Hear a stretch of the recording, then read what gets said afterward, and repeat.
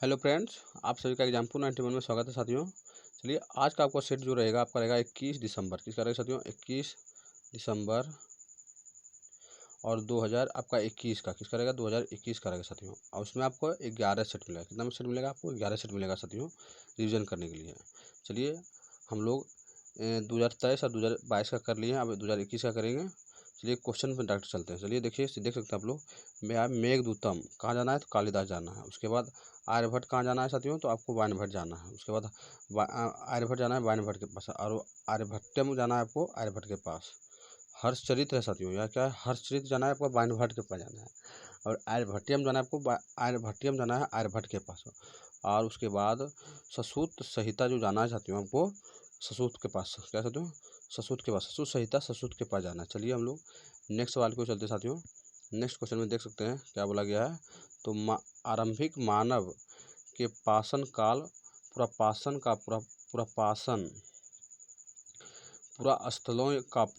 से प्राप्त हो। कौन सा पुरास्थल कहाँ से प्राप्त हो सकते हैं उसी के बारे में आप लोग जानते हैं। कुरनूल से जो मिला था आपका, क्या मिला था? तो भस्म अवशेष कुरनूल से मिला था।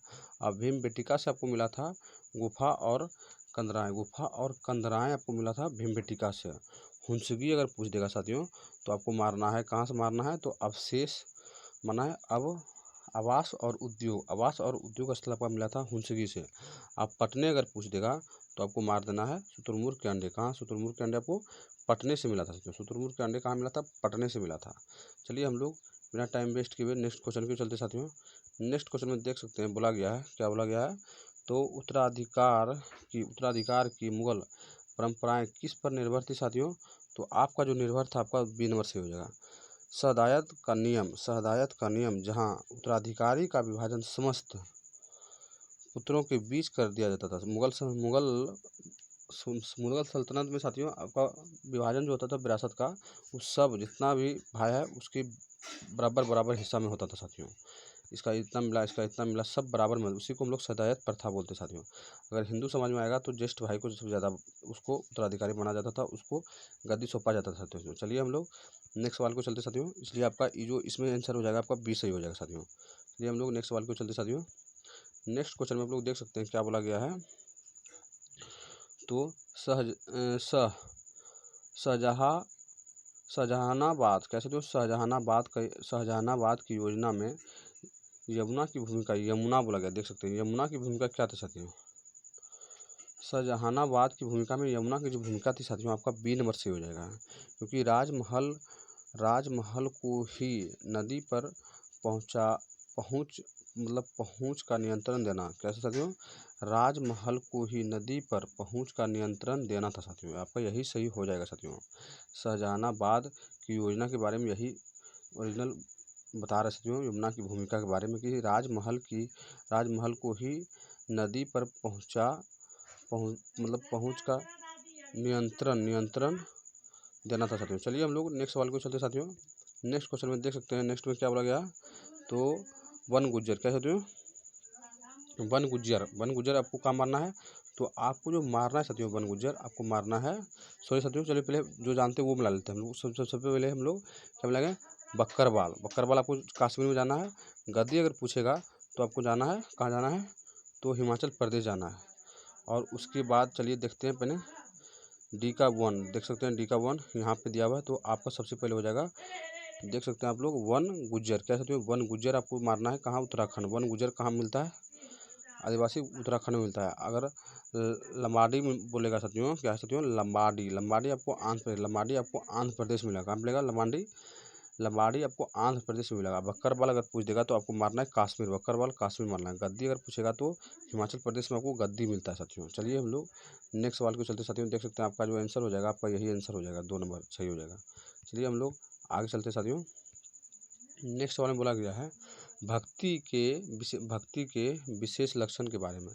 सबसे पहले 1 नंबर तो आपको सही हो जाएगा, क्योंकि कोई भी किसी भी जाति का, लिंग का और अमीर या गरीब व्यक्ति भक्ति का अनुसरण कर सकता था। ये बात एकदम 100% सही है साथियों। और केवल ब्राह्मण देखिए यहाँ पे गलती कर दिया, ये इसलिए ये गलत हो गया। ब्राह्मण नहीं, सब लोग करता था।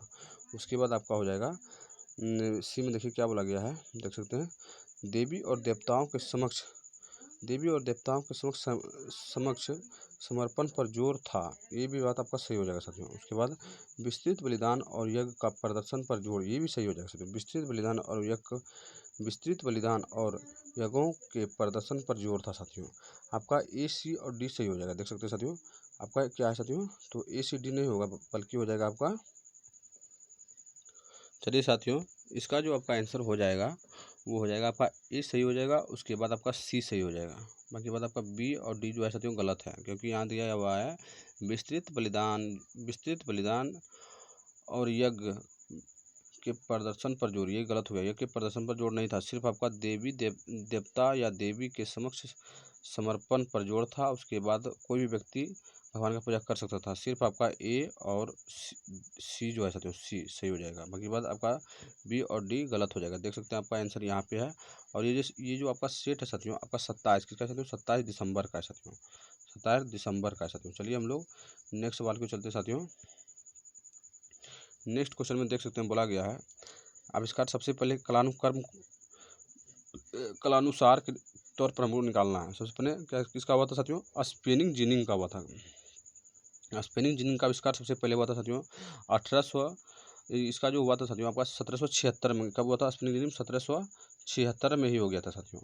उसके बाद आपका स्पिनिंग जिनिंग के बाद हो जाएगा आपका इंजन, क्या वाष्प इंजन का आविष्कार हुआ था। उसके बाद आपका भारतीय कपड़ा का पतन हुआ था साथियों। उसके बाद भारत में पहली सूती मिल कब हुआ था, तो 1854 में हुआ था साथियों। चलिए एक बार और हम लोग मिलाते हैं। सबसे पहले स्पिनिंग जिनिंग का आविष्कार हुआ था, उसके बाद वाष्प इंजन, क्या कहते हैं, वाष्प इंजन का आविष्कार हुआ था। उसके बाद आपका भारतीय कपड़ों का पतन हो गया था। उसके बाद आपका हो जाएगा भारत में पहली बार सूती कपड़े का मिल की स्थापना हुआ था साथियों। तो चलिए हम लोग पहले आंसर मिलाते हैं। आंसर में देख सकते हैं आपका हो जाएगा डी, उसके बाद ए, देख सकते हैं डी हो जाएगा, उसके बाद ए हो जाएगा, उसके बाद सी हो जाएगा, उसके बाद बी हो जाएगा साथियों। चलिए हम लोग नेक्स्ट सवाल को चलते साथियों। नेक्स्ट क्वेश्चन में देख सकते हैं बोला गया है अभिकथन, अंग्रेज जनजातियों को बसाना और खेतिहर किसान बनाना चाहते थे। ये बात 100% सही हो जाएगा, ये सही है साथियों, क्योंकि अंग्रेज जनजातियों को बसाना और खेतिहर किसान बनाना चाहते थे। उसके बाद बी में बोला गया है एक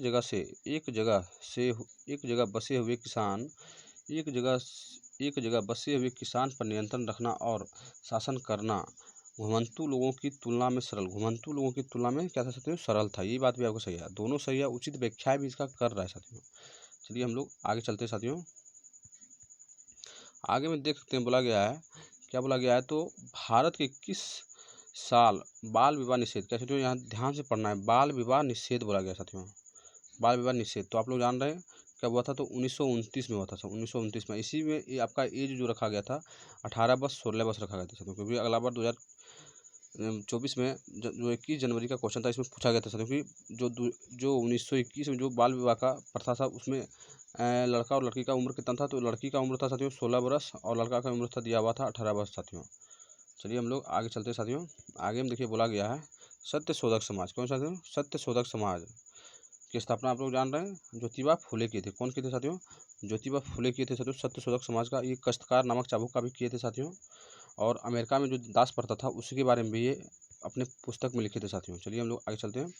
आगे में देख सकते हैं बोला गया है औपनिवेशिक काल के दौरान मंदिर प्रवेश आंदोलन ने किसकी महत्वपूर्ण भूमिका निभाई थी साथियों। मंदिर प्रवेश जो था साथियों, वो जो भूमिका निभाया था, मतलब देखा गया था उसमें ज़्यादा करके आपका यही देखा गया था, क्योंकि समाज में व्यापत जातियों पूर्वाग्रह को प्रकाश में लाना था साथियों। आपका यही सही हो जाएगा साथियों मंदिर प्रवेश आंदोलन के बारे में। चलिए हम लोग आगे चलते हैं। नेक्स्ट में बोला गया है नारा किसका है साथियों, स्वतंत्रता मेरा जन्मसिद्ध अधिकार है, मैं इसे लेकर रहूँगा। तो आपका बाल गंगाधर तिलक का किसका है साथियों, तो आपका हो जाएगा बाल गंगाधर तिलक का ये नारा था, स्वतंत्रता मेरा जन्मसिद्ध अधिकार है, मैं इसे लेकर रहूँगा। चलिए हम लोग नेक्स्ट सवाल को चलते साथियों। नेक्स्ट में बोला गया है भारतीय द्वारा इलवट बिल, कैसे तो भारतीय द्वारा इलवट बिल को पास लाने मतलब सॉरी साथियों, भारतीय द्वारा इलवट बिल को वापस लेने का विरोध क्यों हुआ, सही विकल्प को चुना। क्यों हुआ था, विरोध हुआ था लेकिन क्यों हुआ था, चलिए हम लोग देखते हैं क्यों इसलिए हुआ था साथियों। क्योंकि देखिए आपका 20 नंबर सही हो जाएगा, सी नंबर सही हो जाएगा, क्योंकि बोला गया इसमें क्या बोला गया, तो यह अंग्रेज़ों की नस्लवादी मनोवृत्ति को दर्शा रहा था साथियों। ये अंग्रेजों की नस्लवादी मनोवृत्ति को दर्शा रहा था साथियों। आपका यही सही 100% हो जाएगा। चलिए हम लोग आगे चलते साथियों। आगे में देखिए बोला गया है गुट निरपेक्ष की विदेश नीति का गठन किसके विचार से किया गया था साथियों। बोला गया गुट निरपेक्ष की विदेश नीति का गठन किसके विचार से किया गया था। तो आपका जो इसमें हो जाएगा आपका डी नंबर से हो जाएगा। देख सकते हैं आपको 4 नंबर बोला गया है मानवीय अस्तित्व के लिए अमेरिका और सोवियत संघ के बीच के बीच मध्यस्थता में एक सक्रिय भूमिका अदा करने के लिए कर रही थी साथियों। चलिए हम लोग नेक्स्ट सवाल को चलते साथियों। नेक्स्ट क्वेश्चन में देख सकते हैं बोला गया है कर्क रेखा के बारे में। किसके बारे में? कर्क रेखा भारत के किस राज्य से होकर गुजरता है वो बोला गया है। आपका महाराष्ट्र से नहीं गुजरता है, देख सकते हैं, उड़ीसा से नहीं गुजरता है। उसके बाद आपका जो गुजरता है सिर्फ मध्य प्रदेश से गुजरता है साथियों। कर्क रेखा 8 राज्य भारत से 8 राज्य से गुजरता है, लेकिन मध्य प्रदेश से गुजरता है। उसके बाद उत्तर प्रदेश आपका गलती हो जाएगा साथियों। चलिए हम लोग आगे चलते हैं।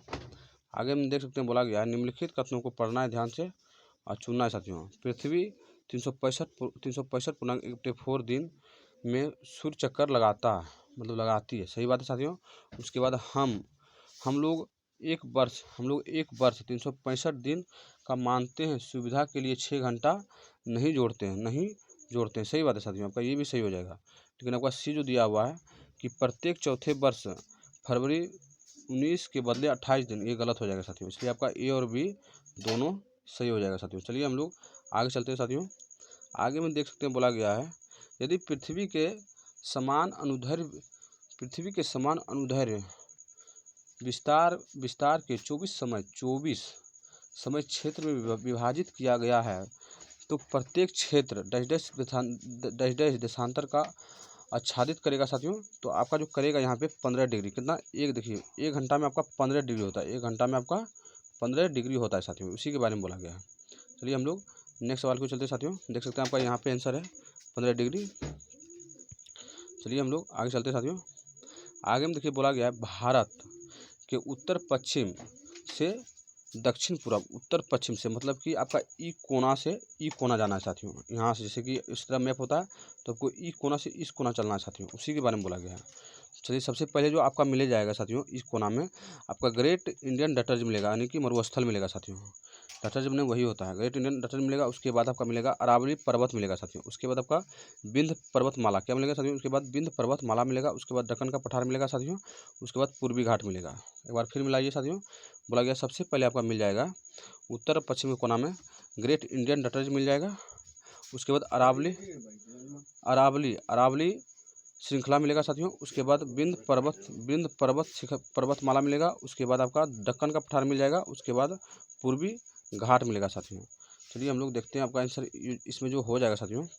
आपका देख सकते हैं आपका हो जाएगा सी, उसके बाद ए, उसके बाद बी, उसके बाद डी, उसके बाद लास्ट में आपको ई मिलेगा साथियों। चलिए हम लोग आगे चलते हैं। आगे में देख सकते हैं बोला गया है मानचित्र का घटक के संदर्भ में भिन्न को चुनना है, नहीं इसमें गलत कौन सा है उसको चुनना है साथियों। तो दूरी दिया हुआ था, दिशा भी दिया हुआ रहता है साथियों। उसके बाद प्रतीक भी रहता है, लेकिन आपका पैमाना ये नहीं रहता, यही आपका गलती है, ये सब रहता है साथियों। चलिए हम लोग आगे चलते हैं साथियों। नेक्स्ट क्वेश्चन में देखिए बोला गया है, क्या बोला गया है, तो निम्नलिखित में से कौन सी मिट्टी गीली होने पर चिपचिपी हो जाती है तथा मानसून से पहले या पहली बारिश के बाद जब तक इसकी जुताई ना हो तो इस पर काम करना मुश्किल हो जाता है, सही बात है साथियों। तो कौन सी मिट्टी के बारे में बोल रहा है आपका, काली मृदा। कौन सा, काली मिट्टी के बारे में बोल रहा है साथियों। इसको हम लोग रेगुर मिट्टी भी बोलते हैं, काली कपास मिट्टी भी बोलते हैं। इसमें कपास की फसल बहुत तेजी से होता है साथियों, वृद्धि होता है साथियों। चलिए हम लोग आगे चलते हैं। नेक्स्ट क्वेश्चन में देख सकते हैं बोला गया है वनस्पति के संदर्भ में, क्या है साथियों, वनस्पति के संदर्भ में सबसे पहले कथन ए में बोला गया है घास स्थल, क्या है साथियों, तो घास स्थल मध्य वर्षा वाले क्षेत्र में विकसित होता है और कटीलेदार, क्या तो कटीलेदार झाड़ियाँ शुष्क प्रदेश में कटीलेदार झाड़ियाँ शुष्क प्रदेश में पैदा होता है, शुष्क क्षेत्र में पैदा होता है। ये बात सही है, 100% सही हो जाएगा।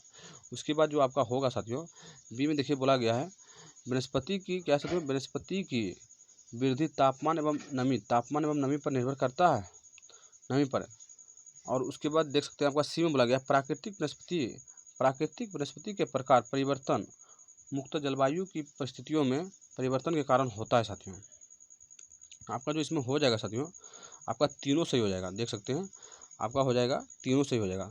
सबसे पहले तो बोला गया है घास मध्य स्थल, घास जो है साथियों मध्य वर्षा वाले क्षेत्र में विकसित होता है, ये बात सही है। उसके बाद कटीला झाड़ियाँ जो होता है साथियों आपका शुष्क क्षेत्र में पैदा हुई, ये बात एकदम सही है। उसके बाद वनस्पति की वृद्धि तापमान और नमी पर निर्भर करता है, ये बात आपका 100% सही है। उसके बाद प्राकृतिक वनस्पति के प्रकार पर परिवर्तन मुक्त जलवायु की परिस्थितियों में परिवर्तन के कारण होता है, ये बात भी आपका सही है साथियों। इसका देख सकते हैं ए, बी और उसके बाद सी, तीनों सही हो जाएगा साथियों।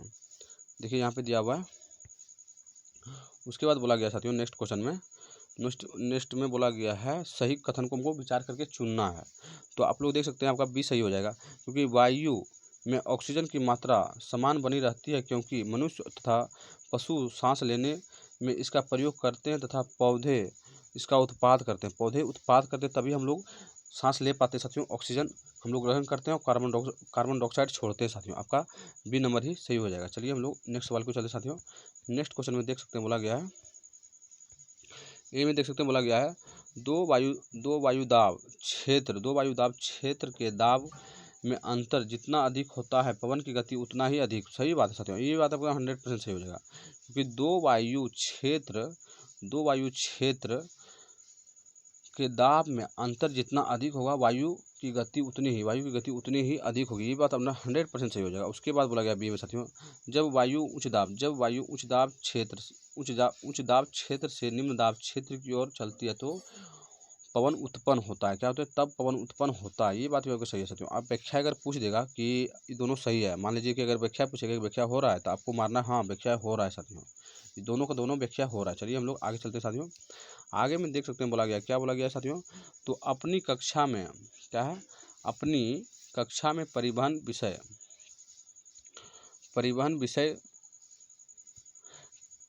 विषय पढ़ाते समय एक शिक्षक को विभिन्न प्रकार के टिकट जैसे बस टिकट, रेलवे टिकट आदि का प्रयोग किया। उपयुक्त संदर्भ में इस कथन पर विचार कीजिए और सही विकल्प का चयन कीजिए। सबसे पहले तो आपका ए नंबर सही हो जाएगा, टिक लगा दीजिए, क्योंकि बोला गया है इस टिकट का प्रयोग करके वह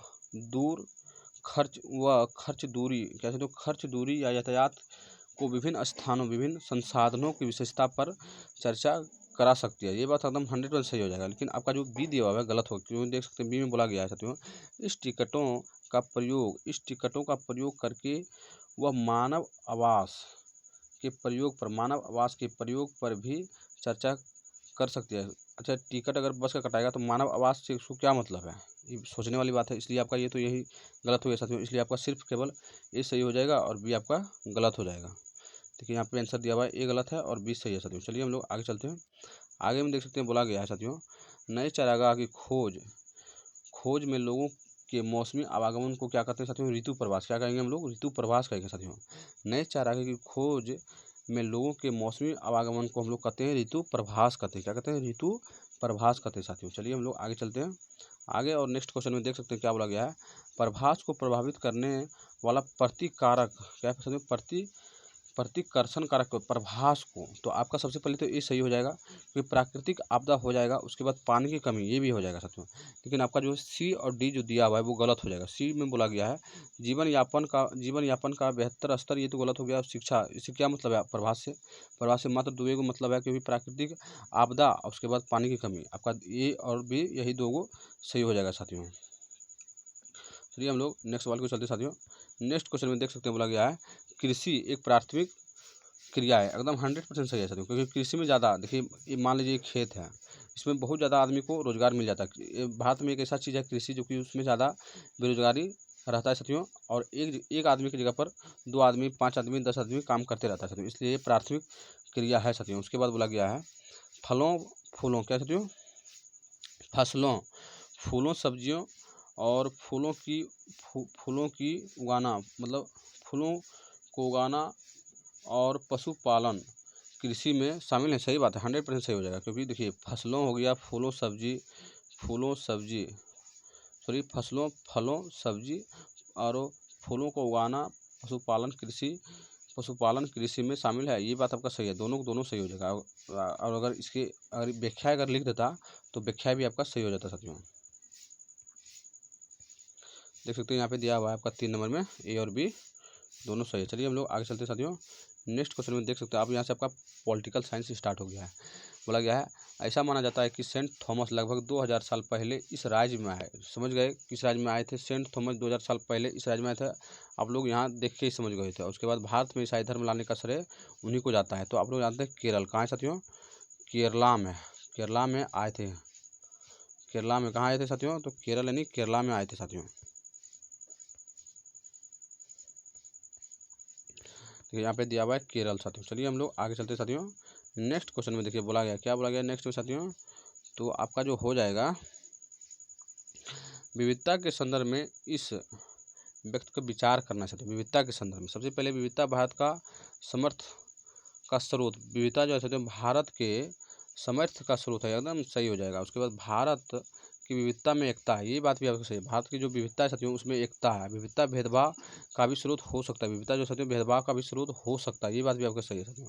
उसके बाद ऐतिहासिक एवं भौगोलिक कारण विविधता का योगदान, विविधता में योगदान बन सकता है। ऐतिहासिक भी बन सकता है और भौगोलिक भी बन सकता है, दोनों बन सकता है। इसलिए आपका जो है साथियों सब चारों इसमें सही हो जाएगा, कि एक भी ऑप्शन गलती नहीं, सब सही विविधता के बारे में सही है साथियों। चलिए हम लोग नेक्स्ट सवाल को चलते हैं। नेक्स्ट क्वेश्चन में देख सकते हैं बोला गया है यदि आप भारत के राष्ट्रपति के रूप में चुने जाते तो आप निम्नलिखित में से कौन सा निर्णय स्वयं ले सकते थे, स्वयं ले पाएंगे साथियों? अगर कोई जोर जबरदस्ती अगर नहीं रहेगा तो आपका जो स्वयं का निर्णय मात्र एक ही रहता है। भारत के राष्ट्रपति के पास सिर्फ होगा दोनों स्थानों द्वारा पारित विधेयक पर पुनर्विचार के लिए कहना। आपका सिर्फ यही स्वयं का विवेक की शक्ति होता है साथियों, यही आप कह सकते हैं। इसके अलावा कुछ नहीं कर सकते साथियों, क्योंकि राष्ट्रपति भारत में नाम मात्र का होता है साथियों। चलिए निम्नलिखित में से कौन सा वक्तव्य 1870 के राजद्रोह अधिनियम के संदर्भ में सही है साथियों? 1870 का राजद्रोह अधिनियम जो आया था अंग्रेज के टाइम में वो अभी तक है साथियों। इसका जो कहने का मतलब था साथियों आपका 1 नंबर सही हो जाएगा, क्योंकि इस अधिनियम द्वारा सुनिश्चित किया गया अगर कोई व्यक्ति ब्रिटिश सरकार, देख सकते हैं अब यहाँ से इसमें आप इंटरेस्ट आया है। अगर कोई, क्या बोला गया साथियों? बोला गया है, चलिए फिर से पढ़ते हैं। इस अधिनियम द्वारा यह सुनिश्चित किया गया कि अगर कोई व्यक्ति ब्रिटिश सरकार के विरोध या आलोचना करता है तो उसे मुकदमा चलाया जाएगा और उसे गिरफ्तार भी किया जाएगा। मुकदमा चलेगा, गिरफ्तार करके उसको जेल में भी डाल दिया जाएगा साथियों। इसलिए आपका यही सिर्फ सही है। चलिए हम लोग नेक्स्ट सवाल को चलते साथियों। नेक्स्ट क्वेश्चन में बोला गया है गैर कृषि क्रियाकलाप के बारे में कौन सा सही होता है? गैर कृषि क्रियाकलाप मतलब कृषि के क्षेत्र में वो नहीं है। देखिए धान रोपाई यहाँ दे दिया, ये तो है ही है साथियों। यहाँ निराई दे दिया, ये भी है ही है, आप लोग जान रहे हैं। उसके बाद देखिए साथियों यहाँ देख सकते हैं, यहाँ भी निराई है, ये भी है साथियों। उसके बाद देखिए आपका 4 में जो दिया हुआ है डी नंबर में वो नहीं होगा, देख सकते हैं ये नहीं होगा, यही आपका आंसर सही हो जाएगा। क्योंकि मिट्टी के बर्तन बनाना, उसके बाद ऐसा तो बुनाई मतलब स्वेटर वगैरह बुनते नहीं, उसी को हम लोग बुनाई कहते हैं। और उसके बाद ईंट बनाना, ये नहीं आता है साथियों। गैर कृषि कार्य में ये सब नहीं आता है साथियों। चलिए हम लोग आगे चलते हैं। नेक्स्ट क्वेश्चन में आपको बोला गया है साप्ताहिक बाजार में इनमें से कौन सा वस्तु का सबसे कम क्या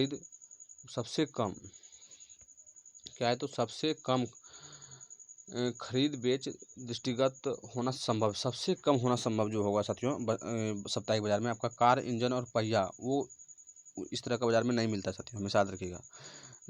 आपको साप्ताहिक बाजार में आपको लैपटॉप कवर और मोबाइल चार्जर मिल सकता है, और उसके बाद फ्रिज कवर या तो चाय बर्तन सेट मिल सकता है, नील कटर या तो श्रृंगार प्रावधान के सब स्थान आपको मिल सकता है, लेकिन वो कार और इंजन नहीं मिलेगा साथियों पहिया साप्ताहिक बाजार में। चलिए हम लोग देखिए आपका ये जो स्टेटमेंट है साथियों ये आपका हो जाएगा BR अम्बेडकर कॉलेज। चलिए पढ़ते हैं पहले। अपने आत्मसम्मान, क्या साथियों? अपने आत्मसम्मान को दबाव पर लेकर, अपने आत्मसम्मान को दावा पर लाकर जीवित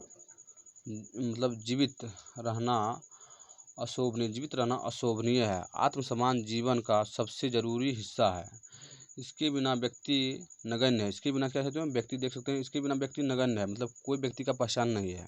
और उसके बाद बोला गया है आत्मसम्मान के साथ जीवन बिताने के लिए व्यक्ति को कठिनाई पर विजय प्राप्त करनी होती है, ये बात सही है साथियों। उसके बाद केवल कठिनाई और निरंतर संघर्ष से ही व्यक्ति बल विश्वास और मान्यता प्राप्त कर सकता है। यह नारा जो किसका है साथियों? यह स्टेटमेंट आपका किसका है, तो आपका बी आर अम्बेडकर का है। किसका साथियों, बी आर अम्बेडकर का है साथियों। चलिए हम लोग आगे चलते साथियों। नेक्स्ट क्वेश्चन में आप लोग देख सकते हैं, नेक्स्ट में बोला गया है छात्र में लैंगिक और व्यवसाय आधारित रूढ़िवादिता को चुनौती देने के लिए कौन सा उदाहरण सर्वोत्तम उत्तम होगा साथियों। तो इसमें जो हो जाएगा, ये सब कोई खास उदाहरण सही नहीं होगा। केक बना सकता है, लेकिन आपका जो है अगर पुरुष भारतनाट्यम करने लगेगा तो ये तो मानिए लैंगिक रूढ़िवादिता का ही एकदम प्रमुख उदाहरण हो जाएगा साथियों। देखिए यहाँ दिया हुआ भी है कि पुरुष भारतनाट्यम नृत्य कर रहा है, इससे बेटर तो कुछ हो ही नहीं सकता साथियों। चलिए बोला गया है किस कानून को तोड़ना या मौलिक अधिकार के उल्लंघन का एक कार्य साथियों। किसी कानून को तोड़ना या मौलिक अधिकार का एक उल्लंघन का कार्य है साथियों। आपका उल्लंघन सिर्फ हो जाएगा, क्या होगा साथियों, आपका उल्लंघन का हो जाएगा साथियों। चलिए हम लोग आगे चलते साथियों। नेक्स्ट क्वेश्चन में देखिए बोला गया है कक्षा में सार्वभौमिक वयस्क मताधिकार के सिद्धांत के अध्यापन के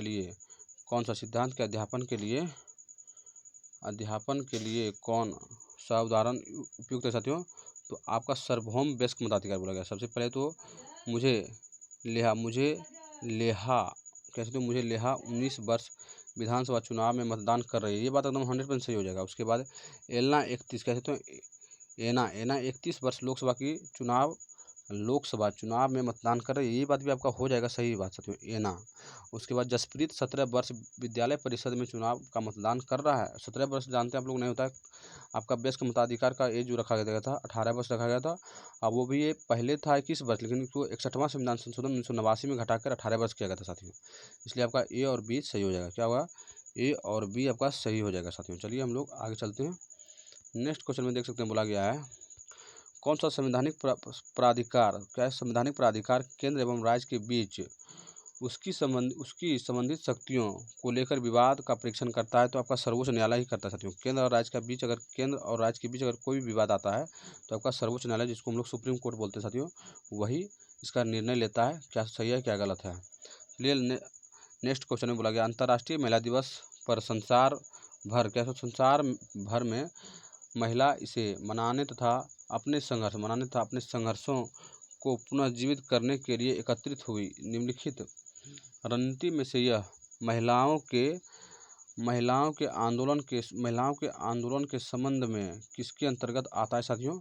तो ये जो आता है आपका साथियों देख सकते हैं, आपका ए नंबर सही हो जाएगा।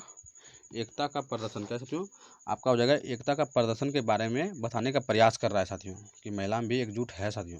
चलिए और इस सेट का आपका अंतिम सवाल है साथियों। ये जो आपका सेट है 27 दिसंबर का है, और इस सेट का अंतिम क्वेश्चन देख सकते हैं। बोला गया है मध्याह्न भोजन कार्यक्रम के बारे में साथियों, उद्देश्य क्या है। तो आपका ए नंबर तो सही हो जाएगा, क्योंकि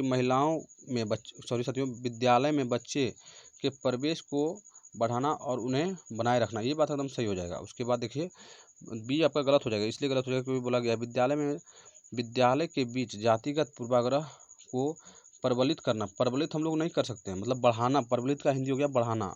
हम लोग कम कर सकते हैं, पूर्वाग्रह को कम जितना हो सके उतना कर सकते हैं। इसलिए यहाँ प्रबलित देखिए क्वेश्चन, ये लाइन ही स्टेटमेंट ही गलत कर दिया है। उसके बाद आपका जो सी में बोला गया साथियों चुनावों में भूख की समस्या कम करके उनकी पढ़ाई में एकाग्रता बढ़ाना, ये बात आपका सही हो जाएगा साथियों। क्योंकि बच्चे में भूख की समस्या कम करके उनकी पढ़ाई में एकाग्रता बढ़ाना, ये बात सही हो जाएगा। उसके बाद बच्चे में व्यापक कुपोषण के स्तर को कम करना, ये बात भी आपका सही हो जाएगा। देख सकते हो आपका जो है ए, उसके बाद सी, उसके बाद डी आपका सही हो जाएगा। बाकी बात जो आपका बी जो दिया हुआ है ये आपका गलत हो जाएगा, क्योंकि यहाँ प्रबलित करना यानी बढ़ाना गलत हो गया। पूर्वाग्रह को हम लोग कम करेंगे साथियों। इसलिए आपका देख सकते हैं यहाँ ए, बी और डी सही हो, ए सी डी सही हो जाएगा साथियों। क्या होगा, ए डी सी सही हो जाएगा साथियों। चलिए आपका सेट समाप्त हो गया साथियों। अब एग्जाम्पल 91 पर जाने से पहले सबसे पहले लाइक करना, शेयर करना, सब्सक्राइब जरूर कर लेना साथियों। आपका जो सेट था साथियों 27 दिसंबर का, कितना साथियों 27 दिसंबर का सेट था साथियों।